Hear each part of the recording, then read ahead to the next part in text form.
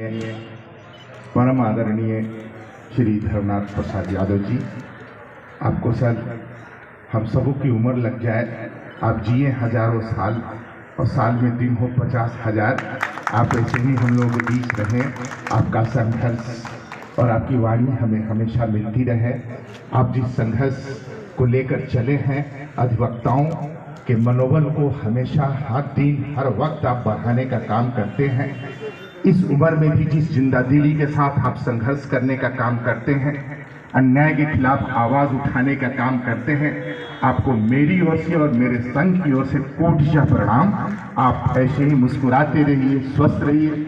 मंच पे आसीन हमारे गुरुदेव श्री बिंद Kesari Kumar senior advocate, Shri Yogesh Chandra Verma sir, हमारे पूर्व अध्यक्ष, हमारे मित्रगण, हमारे एसोसिएशन के महासचिव श्री जयशंकर जी, हमारे पूर्व उपाध्यक्ष श्री अंगद कुंवर, श्री विजय जी, तमाम मित्रों, आज ये सौभाग्य की घड़ी हमें मिली है कि मैं सर के जन्मोत्सव के अवसर पर आप लोगों के सम्मुख उपस्थित हूँ। और मैं चाहूँगा कि सर ने जो आगाज किया है, जिस संघर्ष का आगाज किया है, उसमें हम सहभागी बने। और निश्चित रूप से जहाँ तक संकल्प सह संघर्ष दिवस की बात है, तो हम सर अपनी ओर से आपको विश्वास दिलाते हैं कि हम सभी अन्याय के खिलाफ लड़ने वाले लोग हैं। हम सभी एक दूसरे के लिए खड़े होने वाले लोग हैं और समाज में जब विपरीत दिशाएं चलेंगी तो उसको सही करने का भी काम हम अवश्य करेंगे। सर, हम अधिवक्तागण निश्चित रूप से तमाम तरह की परेशानियों में गुजरते हैं। आज पुनः एक समस्या आई है वेरिफिकेशन की। अरे हम अपनी पहचान कितनी बार आपको दें? मैं कितनी बार बताऊं कि मैं अधिवक्ता हूं? मैं कितना बार कहूं कि मैं लॉ पास किया हूं? आप कब तक पूछेंगे? आप जरा बताइए, 90 से आप ले रहे हो, 90 से 10 और ये 32-40 साल जिसकी प्रैक्टिस हो गई और उसकी पहचान पे आप प्रश्नवाचक चिन्ह लगा रहे हो। हम नहीं समझते कि कोई संस्था में इस तरह का काम किया जाता है। हमारे यहाँ पे बार काउंसिल के 2-2 लोग उपस्थित हैं, बड़े सीनियर लोग उपस्थित हैं। मैं कहना चाहूंगा कि जब हमारा आवेदन जाता है, उसके साथ तमाम तरह के प्रमाण पत्र संलग्न होते हैं और तभी उसका रजिस्ट्रेशन होता है। ये आपका दायित्व है, बार काउंसिल का दायित्व है कि उन प्रमाण पत्रों का सत्यापन विभिन्न विश्वविद्यालयों से या उचित स्तर से, उचित माध्यम से कराए। आज की स्थिति में प्रश्न ये है कि हम कोई सरकारी नौकरी में तो है नहीं। अब हमारा सर्टिफिकेट प्रमाण पत्र को कीड़ा खा गया कि दीमक खा गया कि कहाँ रखा गया, आज आप कह रहे हो कि आप दो, अगर नहीं लगाएंगे तो आप फर्जी बताओ। अरे भाई, न कहीं से किसी तरह की कोई सुरक्षा है, न वेतन है, न पेंशन है, न ग्रेजुटी है, न सैलरी है। आप क्या करना चाहते हो? मेहनत से थोड़ी सी कमाई करते हैं, एक रोटी खाते हैं, उसको भी आप छीन लेना चाहते हो। सर, आपका संघर्ष जारी रहे। हम सारे लोग आपके साथ हैं और आप जियो हजारों साल में दिन हो 50,000। इन्हीं शुभकामनाओं के साथ मैं अपनी वाणी को विराम देता हूं। धन्यवाद। आपका भी बहुत बहुत आभार। अभी 2 बच्चे आए हुए हैं जो माननीय अध्यक्ष जी को घड़ी पहनाना चाह रहे थे। कृपया अनमोल और शुभम आए और आप घड़ी पहना दें सर। इसी बीच हम यहाँ से एक महिला अधिवक्ता है जो काफ़ी, वो भी क्रांतिकारी हैं, मंजू शर्मा जी से निवेदन करता हूँ कि वो आए और अपनी बात को रखें, क्योंकि संघर्ष में आप महिलाओं की भी भागीदारी सुनिश्चित होनी चाहिए। मंजू जी,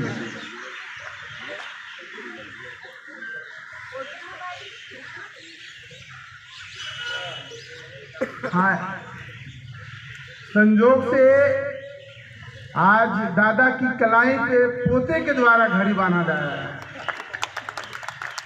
मंजू जी, श्वेता जी, मंजू जी को माला पहनाकर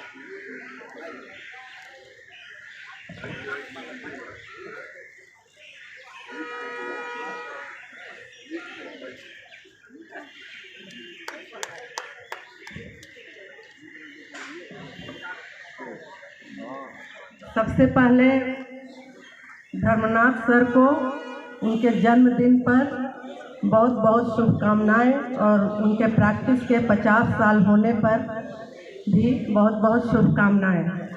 एक बिहार में कुंवर सिंह हुए थे जो 80 साल के उम्र में अंग्रेजों से लड़ाई किए थे और दूसरा धर्मनाथ सर है।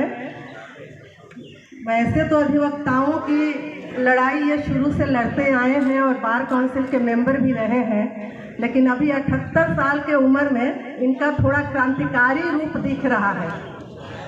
तो इसलिए और इसके लिए भी बहुत बहुत धन्यवाद कि ईमानदारी के साथ अभी अधिवक्ताओं की लड़ाई और उनको जो भी इस तरह के जो हमारे साथी हैं अधिवक्ताओं में से उनको एकत्र करके इस लड़ाई को मजबूती देने में सर अगुवाई कर रहे हैं। और मंच पर उपस्थित योगेश चंद्र वर्मा सर, बिंदु केसरी सर और भी मंच पर पंकज जी, पूर्व बार काउंसिल सदस्य, मंच पर उपस्थित तमाम हमारे सीनियर अधिवक्ता और यहाँ पर बैठे प्रिय साथियों। अभी बार काउंसिल जो फॉर्म ले रहा है वेरिफिकेशन फॉर्म, तो उस वेरिफिकेशन फॉर्म लिए जाने के खिलाफ में मैं नहीं हूँ। बार काउंसिल लेकिन यह कई बार ले चुका है और इस बार कहा जा रहा है कि सुप्रीम कोर्ट का एक आदेश है, उसके लाइट में यह लिया जा रहा है। हम ठीक है, आप ले लीजिए, हम देने के लिए तैयार हैं। यह होना ही चाहिए कि जो भी फर्जी हैं अधिवक्ता उनका आप वेरिफिकेशन करिए और उनको आप बाहर करिए। लेकिन ये अपना काम, सवाल यहाँ पर है कि ये अपना काम ईमानदारी से करते ही नहीं हैं। इनको पहले भी जो दिया गया था 2024 में, उसमें भी वेरिफिकेशन फॉर्म ही था, उसमें किसी भी अधिवक्ता का वेरीफाई नहीं किया गया उनका, और तब फिर उसके बाद ये आदेश आया है। अगर वेरीफाई कर दिया गया होता तो इस आदेश की तो जरूरत ही नहीं पड़ती। उसमें यह भी है कि जो कॉलेज है, जो लॉ कॉलेज है, कई लॉ कॉलेज ऐसे हैं जो फर्जी डिग्रियां दे देते हैं। तो हम यहाँ से पूछना चाहते हैं कि बार काउंसिल उन लॉ कॉलेजेस का मॉनिटरिंग करता है तो कैसे मॉनिटरिंग करता है कि वो फर्जी डिग्री दे रहे हैं? तो सबसे बड़ा सवाल यहाँ पर यह है कि बार काउंसिल में किस तरह के लोग जा रहे हैं। एक जो बैनर पर एक सवाल दिख रहा है कि बार काउंसिल में व्याप्त अनियमितता, तो सबसे पहले इनका जो चुनाव का जो पद्धति है वह क्या है? हम तो समझते हैं कि अभी देश में जो चुनाव का चल रहा है, जिस तरह से आ रहे हैं, यह शिकायत की दिल्ली का जो चुनाव हुआ और हरियाणा का जो चुनाव हुआ, इसमें वोटर लिस्ट में व्यापक पैमाने पर धांधली हुई है। यह पहले से ही बातें आ रही थी, रिजल्ट आने के पहले से। तो उसी तरह से पहले बार काउंसिल जो है हमारा, और खास करके हम तो बिहार का ही बार काउंसिल देख रहे हैं, तो बिहार का जो बार काउंसिल है, पहले यहाँ पर वो सारे जो प्रैक्टिसेज होते हैं, माल प्रैक्टिसेज चुनाव के, वो सारे यहाँ पर होते हैं। वो पहले वोटर लिस्ट यहाँ का तैयार करने का बात हो या उससे लेकर के काउंटिंग तक का बात हो, हर एक चीज में घालमेल पहले यहाँ होता है।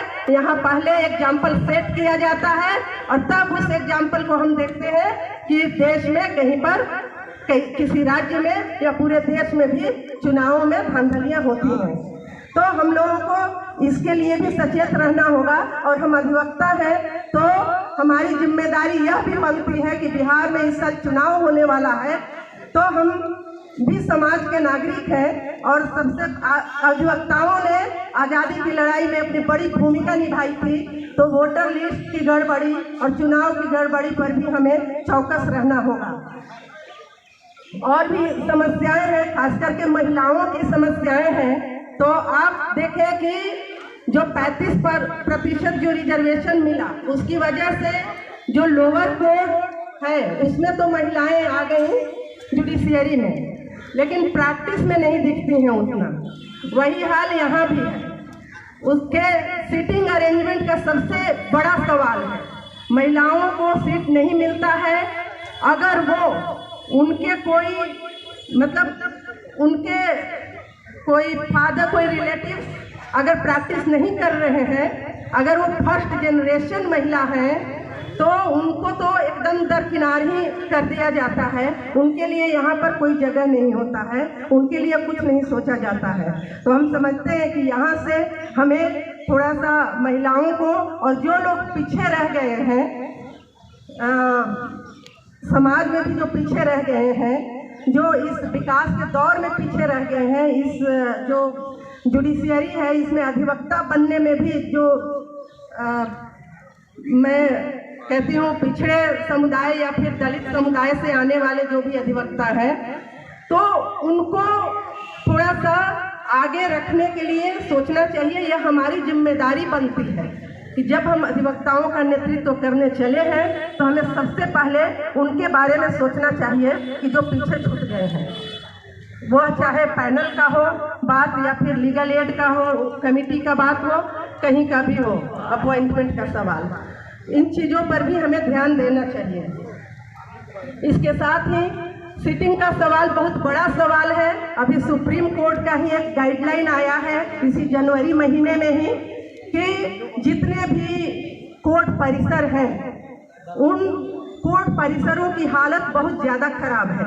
और अभी नया बिल्डिंग जो बना है, इसके पहले अगर आप देखें तो हाई कोर्ट की भी हालत बहुत खराब थी। इस मामले में यहाँ भी महिलाओं के लिए शौचालय की व्यवस्था नहीं थी। सुप्रीम कोर्ट ने यह रेखांकित किया, माना अपने आदेश में कि जो भी हैं, जो जजेज भी जो हैं, बहुत सारे जिला के न्यायालय ऐसे न्यायालय हैं या मुफस्सिल कोर्ट ऐसे हैं जहां पर जजेज, महिला जजेज तक के लिए वॉशरूम की व्यवस्था नहीं है। और उसके लिए गाइडलाइन दिया जा चुका है, बार काउंसिल को दिया जा चुका है, जो हाई कोर्ट के रजिस्ट्रार हैं उनको दिया जा चुका है, और जो सरकार है, सरकार के मुख्य सचिव को भी, हर एक स्टेट के मुख्य सचिव को भी यह दिया गया है। अब यहाँ पर मैं यह बात इसलिए कह रही हूँ कि इसमें हमारी जिम्मेवारी यहाँ पर यह बनती है कि यह काम कैसे जल्दी से जल्दी लागू हो, क्योंकि आदेश बहुत पारित होते हैं और हमें पता भी नहीं चलता है। और यहाँ पर सरकार तो शायद इसकी जानकारी भी बहुत है कि नहीं है, हमने तो पेपर में, अखबार में यह खबर नहीं देखा था, इसलिए वो किसी लॉ जर्नल में ही देखा है यह चीज़, उन्होंने रिपोर्ट किया था। तो हमें उसको भी लागू कराने के लिए हमारा यह जिम्मेवारी बनता है कि हम इन चीज़ों के प्रति सचेत रहें और अधिवक्ताओं के हितों की कैसे रक्षा हो, इसके लिए जो सच में जो चिंतित रहते हैं अधिवक्ताओं के हितों के प्रति, वो कैसे नेतृत्व में आए, वो कैसे बार काउंसिल में भी चुने जाएं, या चुने हुए प्रतिनिधि, हमारे जो चुने हुए प्रतिनिधि बनते हैं वो वही बने, इस पर सबसे पहले काम करना होगा। और इसी के साथ आज जो कार्यक्रम आयोजित हुआ है इसके लिए बहुत बहुत धन्यवाद आयोजक को। आपका भी बहुत बहुत धन्यवाद मंजू जी। देखिए, अधिवक्ताओं का कार्यक्रम हो और वक्ता लोग, हम चाहते हैं कि काफ़ी लोग को सुने और सागर में गागर लोग भरे। तो 2 मिनट तो मैं नहीं कहूँगा सर, आप लोग से भी आग्रह करूँगा कि थोड़ा लेट हो, क्या दिक्कत है, 8 बजेगा, 9 बजेगा, 10 बजेगा, संघर्ष तो थोड़ा समय मांगता है। इसी बीच अपने बड़े भाई जिनका कि कभी भी मैं उनका भाषण सुनता हूं तो हम में भी थोड़ा ऊर्जा आ जाता है, तो मैं इसी के साथ अपने बड़े भाई राम संदेश राय जी को बुलाना चाहूँगा और आपका भाषण मैं नीचे बैठ के सुनना चाहूँगा। तो कृपया आए मसूदन जी, राम संदेश भैया को माला पहनाएं और इनका अब जो बोले सर, क्रांति तो समय मांगती है। आइए माला पहनाइए। आपका सीट मैं ग्रहण करता हूं।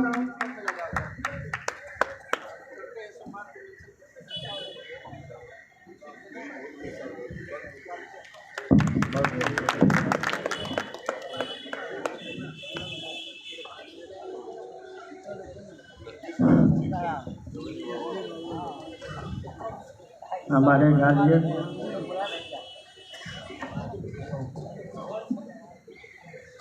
आदरणीय आज के इस महती सभा में हम अपने पुराने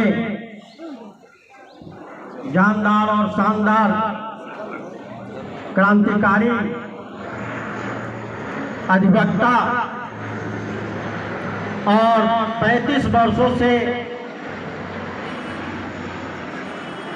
संघर्ष करने वाले वकील भाइयों के लिए त्याग तपस्या करते रहने वाले बार काउंसिल के पूर्व सदस्य सह उपाध्यक्ष और वरीय अधिवक्ता हमारे गार्जियन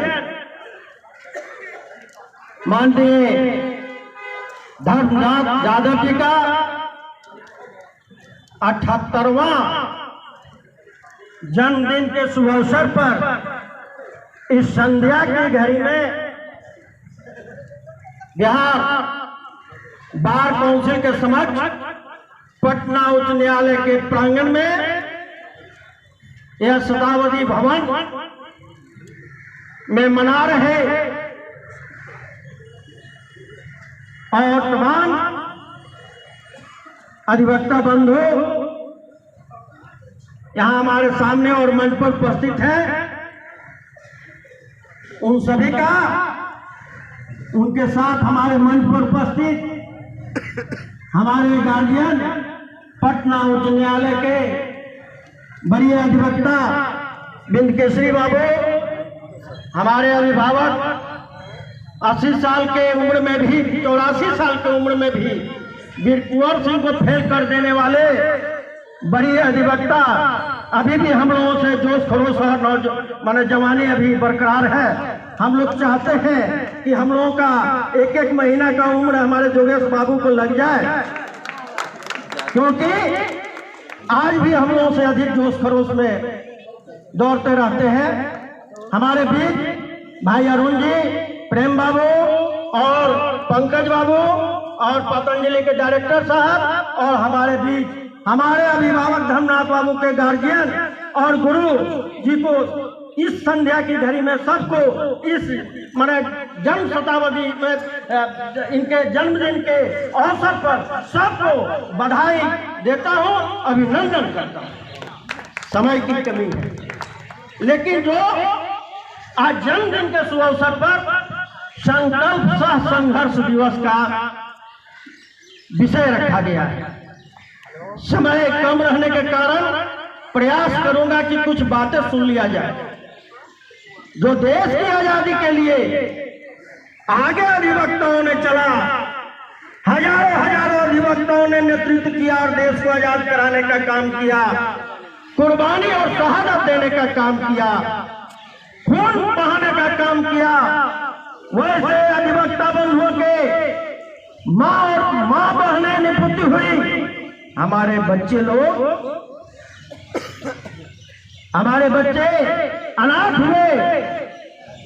देश को दशा और दिशा देने में अधिवक्ता बंधुओं का अहम भूमिका थी, लेकिन आज कुछ हमारे बंधु लोग कह गए कि आज हम लोगों के मुंह पर ताला लगा दिया गया है, हम कुछ बोल नहीं सकते हैं। देश की जनता को सेवा देते हैं, अमन चैन के लिए हम रात दिन लड़ते रहते हैं, लेकिन आज जिस संस्था में हम आए हुए हैं, यह बार काउंसिल आपका मदरबोर्ड है, यह किसके लिए व्यवस्था किया गया था?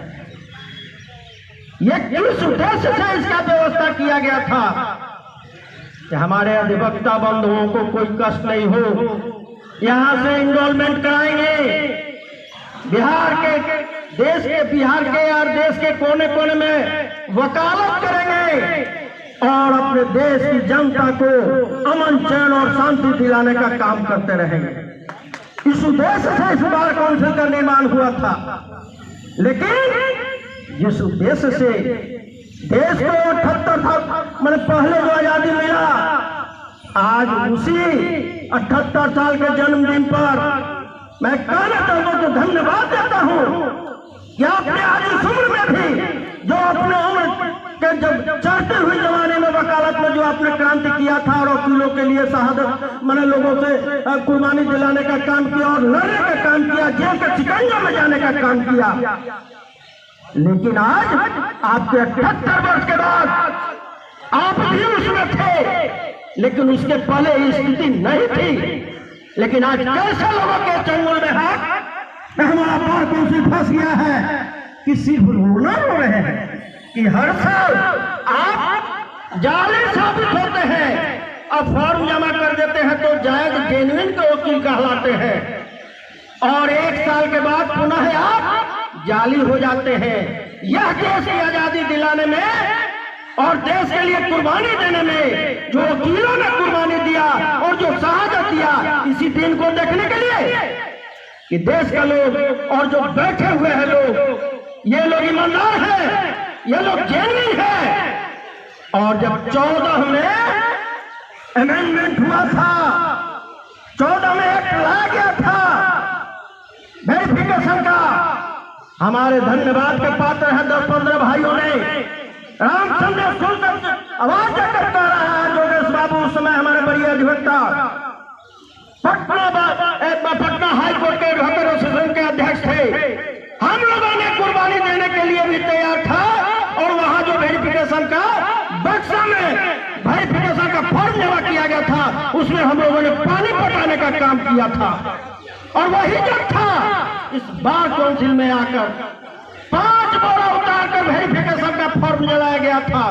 हमने कहा कि यह कानून लागू नहीं होगा अधिवक्ताओं के पक्ष खिलाफ, लेकिन जब हम लोगों ने जला दिया तो इसी में कुछ कट्टरपंथी लोग ऐसे बैठे हुए हैं जिन लोगों के चंगुल में बार काउंसिल फंसा हुआ है हमारे खिलाफ, और 10 भाइयों के खिलाफ नेम्ड एफआईआर होने जा रहा था, लेकिन हमारे गार्जियन जोगेश बाबू बैठे हुए हैं, उस बैठक में थे, और कुछ लोगों ने इन लोगों का सलाह हुआ कि इनको एफआईआर करने जा रहे हो, यदि एफआईआर कर दोगे तो बार काउंसिल बिहार का न्यायपालिका लहक जाएगा और बार काउंसिल लहक जाएगा, तो अननेम्ड एफआईआर किया गया था। उसके बाद हम लोगों ने मीटिंग किया, क्या शर्म की बात नहीं है हमारे अधिवक्ताओं भाइयों के लिए, या अधिवक्ता भाइयों के सामने शर्म की बात है कि हम लोग 15 दिन प्रचार करके 15-20 आदमी, रामजीवन बाबू है, बहुत सारे भाई लोग हैं, उदय भाई है, हम लोगों ने प्रचार किया था इस वेरिफिकेशन के खिलाफ, आंदोलन किया, लेकिन शर्म की बात है कि मात्र 1 से 150 अधिवक्ता बंद हुआ है, जबकि पटना उच्च न्यायालय में 10,000 के लगभग स्ट्रेंथ हमारे अधिवक्ताओं का।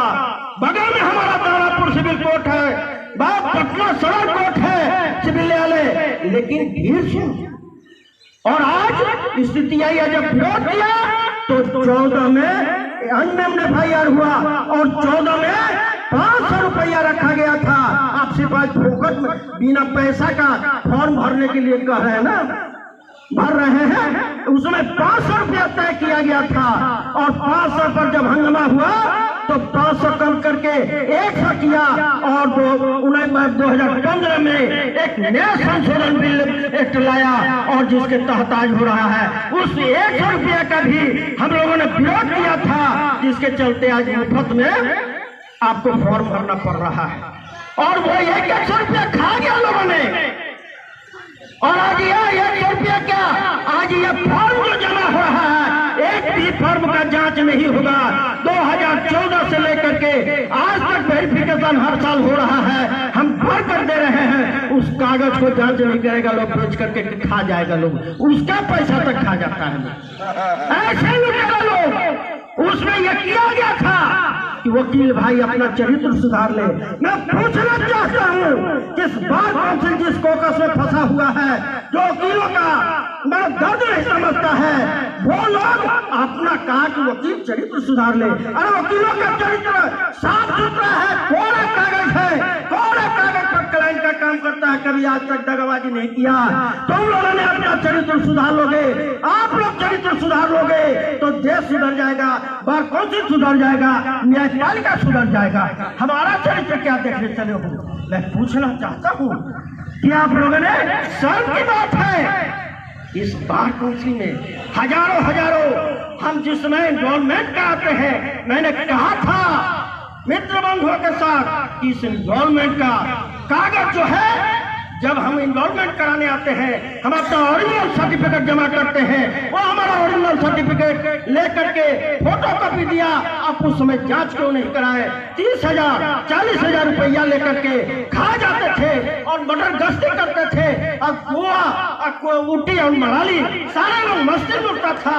अब उसमें हमारे 2-3 गार्जियन बैठे हुए हैं, कितने उम्मीदवार थे, लेकिन जरूर लोग छांटे रहे और हमारे गार्जियन और धर्मराज ज्यादा तो थे, लेकिन आप पता नहीं उस दिन भी जमाने उठाते कि लोग लूट करके खा रहा। हम नौजवान अधिवक्ता तैयार थे और इस बार काउंसिल को सुधार देते। अंग्रेजों की तरह 7 समुद्र दूर भगाने का काम करते हैं। इससे चौकस वाले लोग जो बैठे हुए हैं, शर्म नहीं लगती है?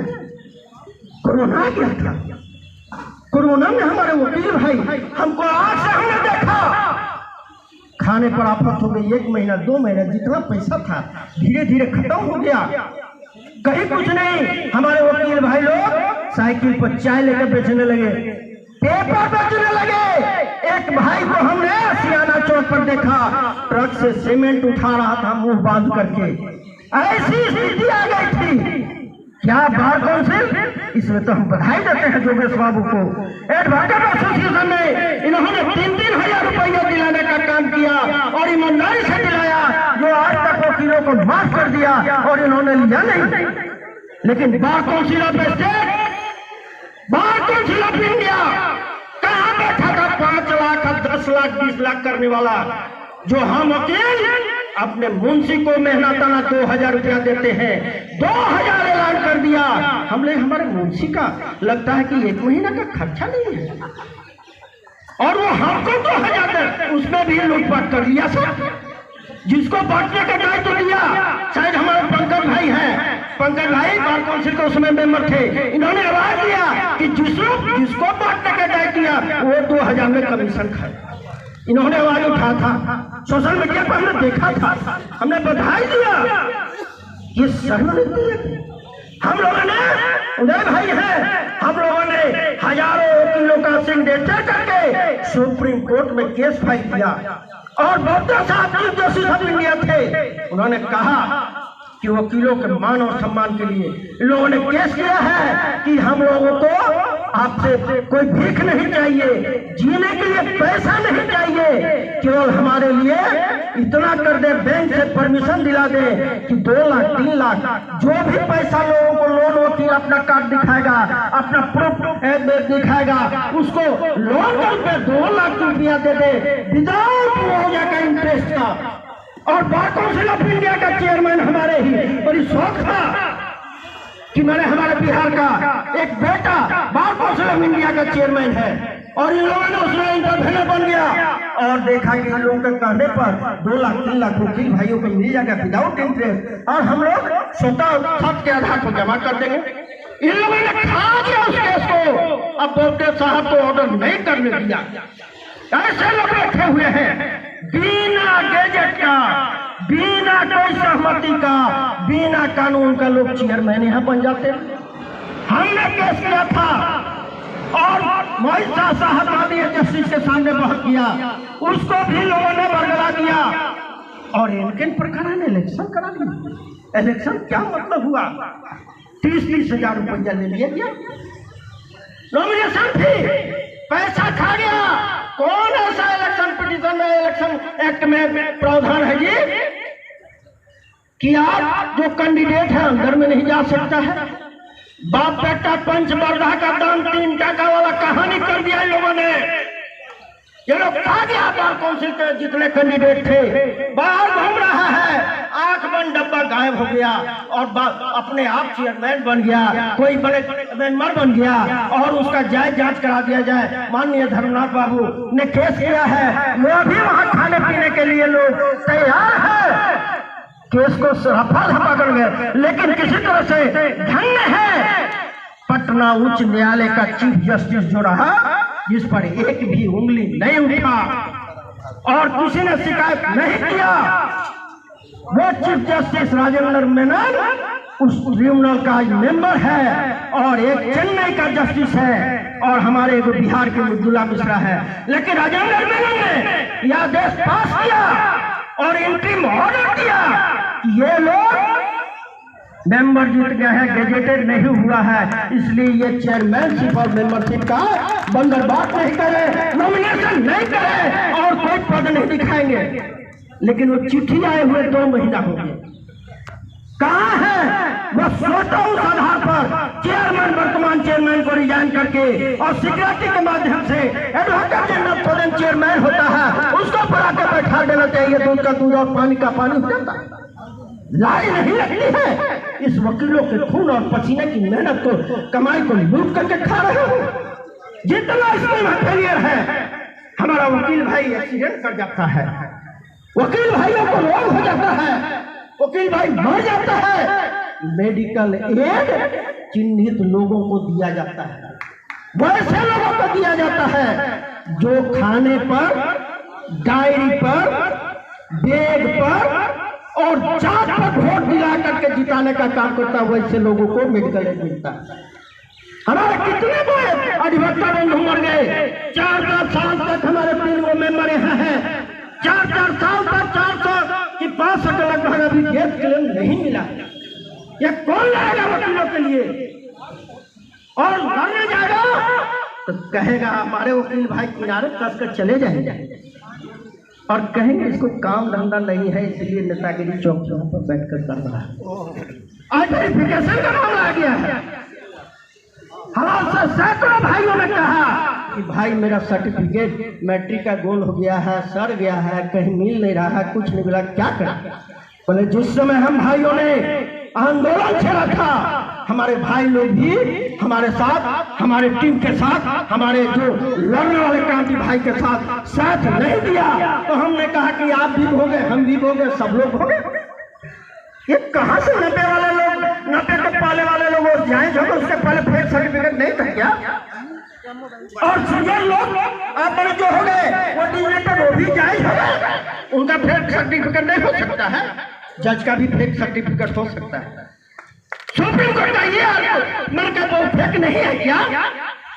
आपको मिलता है, क्या करेंगे लोग? आप पैसा मिलता है, आप जांच नहीं कराते हो, और ये न्याय वाला कभी कह रहे हो कि वेरिफिकेशन भरो।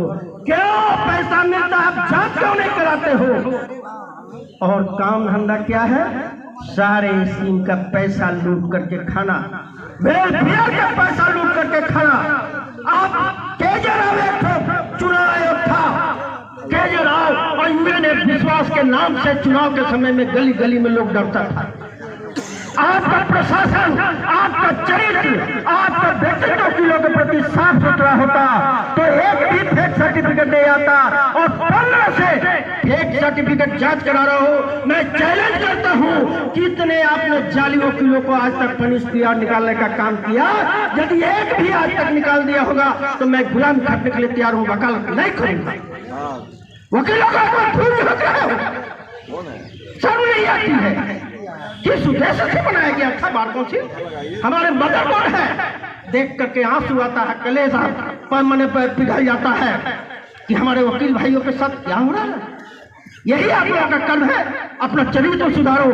तो आज हम अपने विशेष समय नहीं लूंगा, आज हम अपने बहुत कुछ बोलना था, आज भी देखेंगे कि सारा चीज मैंने एकदम अब शर्म नहीं लगती है। आज भी चेयरमैन के गद्दी पर बैठे हुए और भाषण लेते हैं तो भाईचारा का नाम संदेश भाई बड़ा क्रांतिकारी। हमें रोड छाप है, वोट की जात आ गई तो कहेंगे जात का आदमी है, करक में जात का है, फलाने जाति का वोट नहीं मिलेगा। लड़ने वालों को प्लेटफॉर्म दीजिएगा भाई, तब आप भी लड़ने के लिए उसके साथ तैयार रहिएगा तो फतह कर दीजिएगा। बार काउंसिल क्या हो, बार काउंसिल ऑफ इंडिया। ऐसे साथी लोग जिसका अपना चरित्र किसी का ठीक नहीं है, वो हमारा चरित्र देखने चल रहा है, उसके चरित्र को हम लोग ठीक कर देंगे और इसे अंग्रेजों की तरह 7 समुद्र दूर भगाने का काम करेंगे। बशर्ते आज हमारे गार्जियन के जन्मदिन के अवसर पर ये संकल्प लेना होगा कि संघर्ष दिवस के रूप में मनाना है। संघर्ष दिवस पर संकल्प लेना होगा, तभी हम वकीलों भाइयों का मान और सम्मान बचेगा, अन्यथा भूख पर ताला लगा दिया जाएगा। और कहता है कि यदि कोई जज के खिलाफ ये उसी पे मैं आया हुआ है 15 का एक्ट में, वेरिफिकेशन एक्ट में, कोई जज के खिलाफ, कोई सीनियर के खिलाफ कोई वकील लड़ जाएगा, बोल देगा, प्रोसीडिंग चलाया जाएगा। 3 साल 5 साल तक आपको वंचित कर दिया जाएगा, कोई इलेक्शन नहीं लड़ सकता। आपके खिलाफ ट्रिब्यूनल बैठाएगा। एक जज के अंदर में हमारा बार काउंसिल एक्ट में प्रावधान है, यहाँ प्रोसीडिंग चलता है डिसिप्लिनरी, नया एक्ट बनाने की क्या जरूरत थी। इसलिए आज इस संध्या की घड़ी में हमारे भाई लोग भूखे प्यासे होंगे, लेकिन एक व्यवस्था है अल्पाहार की भी, शांति से सभी भाई अल्पाहार करेंगे, सभी भाई लोगों का गार्जियनों की बातों को सुनकर। लेकिन आज इस जन्मदिन के शुभ अवसर पर संकल्प लेना होगा संघर्ष दिवस के रूप में कि हम अधिवक्ता बंधु अपने उसूल के लिए, अपने मान और सम्मान के लिए, अपने अधिकार के लिए हम लड़ने वाले को प्लेटफॉर्म दे करके और लड़ाई लड़ने का काम करेंगे। और ऐसे लोगों को जो बार काउंसिल 7 लोगों के हाथ में आ गया है, नेशनल नाबूद करने का काम करेंगे। हमें तो बहुत खुशी फक्र था, बिहार का एक बेटा बार काउंसिल ऑफ इंडिया का चेयरमैन बन गया है। और कहीं तो करे या न करे, कम से बिहार के वकीलों का तो कुछ कल्याण हो।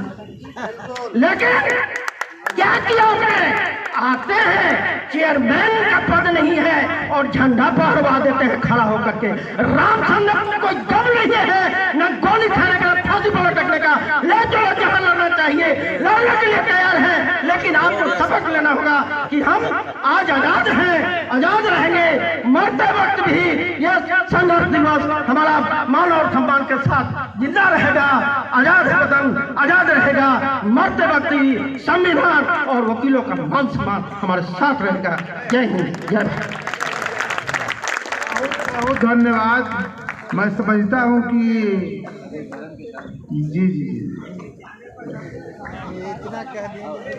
अभी हमारी नज़र पटना उच्च न्यायालय के सेक्रेटरी जनरल बड़े भाई जयशंकर प्रसाद जी पे पड़ा है। मैं उनसे आग्रह करता हूं कि आए और हम लोग को संबोधन करें, मसूदन बाबू का सम्मान करें। और इसके बाद रामजीवन बाबू, आपको सुनने के लिए हम लोग तैयार हैं। मसूदन बाबू पहले आप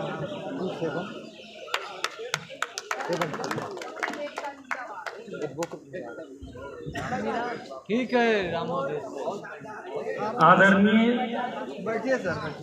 मंच के अध्यक्ष महोदय धर्मनाथ बाबू, सबसे पहले मैं आपको आपके जन्मदिन के अवसर पर हार्दिक शुभकामना दे रहा हूं सर, कि आपकी आयु दुगनी हो, अभी जितना है उससे भी दुगनी हो, ताकि हमारे पोते लोग भी देखें कि धर्मनाथ बाबू एक युग के आदमी हैं। छपरा से जो एडवोकेट एसोसिएशन के असिस्टेंट सेक्रेटरी भी हैं सुनीता जी, माननीय अध्यक्ष जी को सम्मानित कर रहे हैं। लेकिन अभी रुकना है, अभी आपको जाना नहीं है। खीर पूरी सब्जी हम लोग के साथ खाकर ही जाना है जी।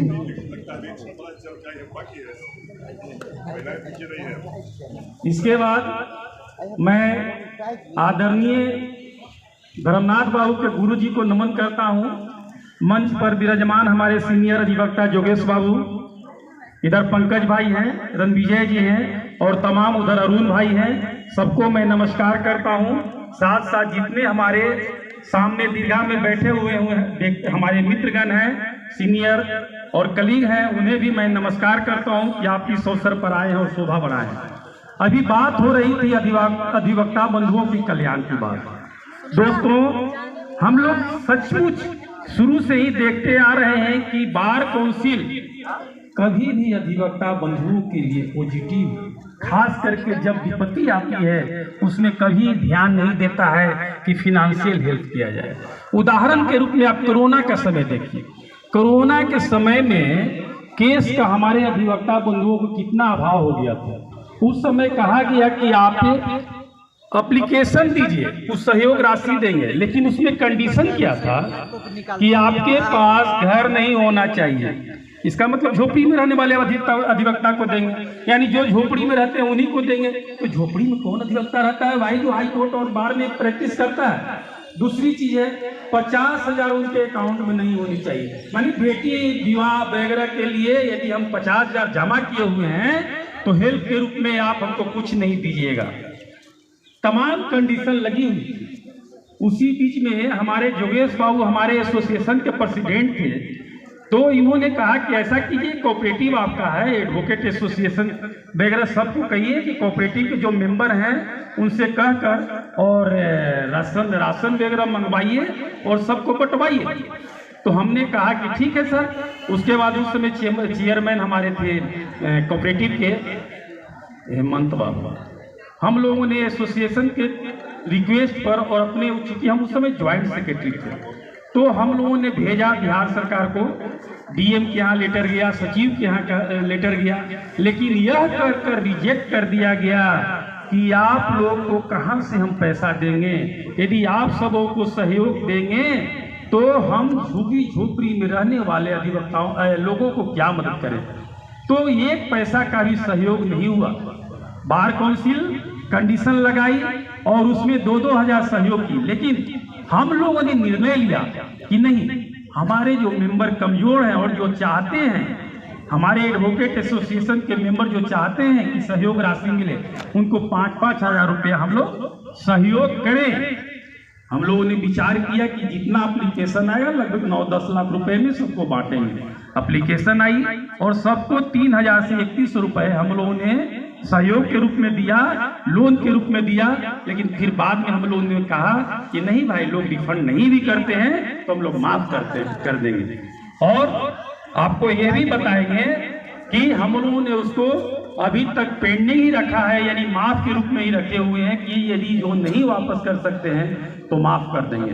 तो हम कह रहे हैं कि हम तो बार काउंसिल के जो हमारे उस समय के तत्कालीन पदाधिकारी थे, उनसे ज्यादा हमारे एडवोकेट के लोगों ने सोचा, हमारे एडवोकेट एसोसिएशन ने सोचा